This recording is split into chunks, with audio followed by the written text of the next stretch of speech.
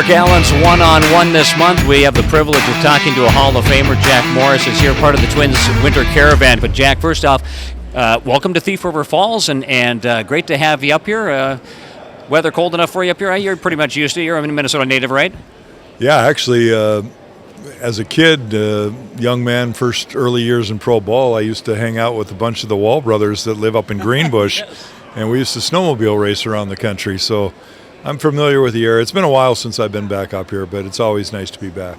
We like on this show to learn a little bit more about the people we talk to. You're, of course, a Minnesota native. Tell us a little bit about where you grew up, went to school. Well, I'm from the Twin Cities area. As a kid, living in Eagan, then we moved into the city, into St. Paul side, and I went to Highland Park High School. And, you know, I guess Minnesota's who I am. I've been a part of this scene forever. You know, as kids, we vacationed in northern Minnesota and several times into Canada, and there's a soft spot in my heart for Northwest Ontario, and I'm sure just like a lot of people here in Thief River, you know, you cross the border and get into some pretty good fishing. So, you know, it's kind of, I lived in Montana, I've moved around, I went to college in Utah, but Minnesota's always been home. We're talking a lot today about Twins and people getting optimistic about another great year coming up. But one of the things we kept talking about is how the game has changed so much. We talk about Game 7, the World Series in 1991, and how you went the 10 innings. And we think about today's atmosphere. You just don't see pitchers going that long anymore. The game has changed, hasn't it?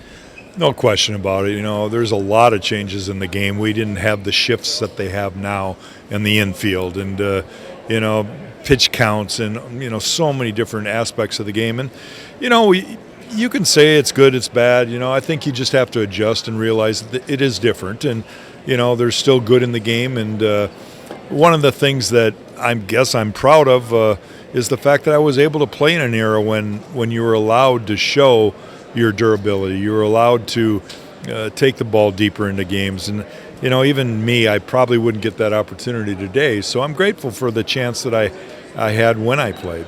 I was reading some of the things that, like, Tom Kelly had said about you and whatnot on how, and Dick Such at the same time, I think it was how you weren't going to come out. It was like, you know, he said he's not coming out of the game. And did you have that demeanor? I mean, was it really behind you at that point? Like, I really didn't want to get out of the game? Yeah, it was, but I think there was a lot of adrenaline and a lot of the circumstances. You know, I was from Minnesota. I got to go home and play in my home city with all my childhood heroes playing for the Twins, and I was probably in the best shape of my career. And as we went towards the postseason, I was pitching as well as I had all year, and it just kind of snowballed. And so when Game 7 came around, it's like it was predestined. I was prepared my whole life for that day, and so I was up for the challenge, and I never got fatigued. I had total concentration. I mean, so many things went right. I almost have to pinch myself to remember that, you know, it's just a game. But I give Tom Kelly a lot of credit. He had the courage to leave me in. You know, I convinced him, and I was going to wrestle with him if I had to. But he still made that decision, and had it gone south, you know, we might have both been in a different position. A different conversation, right. Wouldn't it? Yeah. Right. No, it was.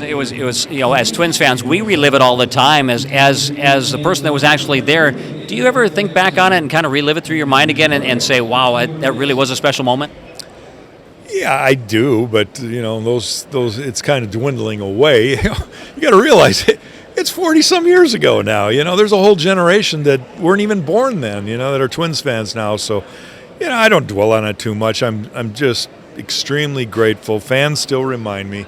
Unfortunately, they're not young fans. They're people closing in on gray hair and wheelchairs. But it's fun, and it's an honor to be in that group of people that can say they won a world championship. One-on-one with Mark Allen today. It's Jack Morris. It's a privilege to have you here. Just a couple of quick things. Is there any award? You've received a ton of awards. Is there any that are more meaningful to you, that stand out to you over the years? You know, I guess you have to appreciate each one and live in the moment. My wife reminds me of that all the time, and she's got a great, valid point.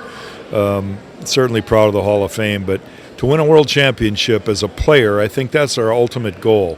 You know, you work all season long. You go to spring training, it's right around the corner for the Twins. and your goal is to win a world championship. And I played 18 years, and I'm pretty darn lucky to say that we won 4 of them. And not too many guys have that bragging right, I guess. But I'm proud of those. Pretty proud of you. As I know you only played 1 year for the Twins, but we had a lot of fun and enjoyment watching you over the years, so we appreciate that. What about, real quickly, this year's Twins? There's a lot of optimism. They got a shot this year? Oh, no question. I think they're going to be one of the best offensive teams in the whole game.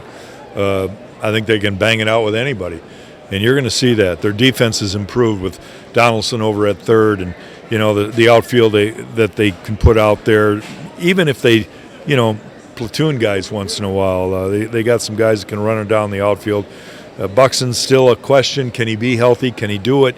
Everybody expects him to do. I really feel like Byron might have a breakout year. And if he does, look out. Because, everybody asks me, do we have enough pitching? Do we have enough pitching? I said, if you want to win 28-20, we got no problems. And I think that can happen every day. Jack, thanks for visiting with us. Have fun on the tour, and we appreciate all you've done for the state. Yeah, thanks for having us up here. We're going to have some fun. It's only a short tour this year, but we get to do the fun part for me. That's the north leg, and here we are in Thief. Jack Morris with Mark Allen's One-on-One.